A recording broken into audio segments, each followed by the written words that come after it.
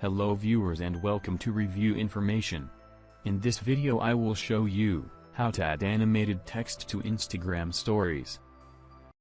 Subscribe to my channel and hit the bell icon to get notified any updates.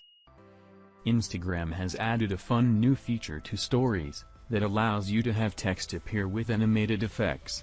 Watch this full video to learn how to add animated text to your Instagram stories. Make sure you have updated your Instagram app.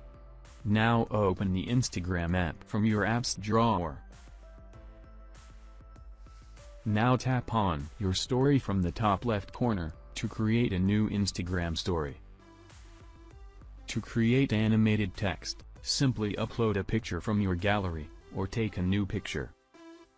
To add text, press the AA icon from the top right corner. Type in what you would like the text box to say. You can change the font style of your text from the bottom. You can change the alignment of your text from here. You can change the color of your text from here. You will see a bunch of color to choose from. From the third option you can change the background of your text. And the last one is animation. If you tap on this, you will immediately see a preview of your text animation. If you change the font style of your text, the animation style will change as well. Tap through the various text styles to find the one you like best.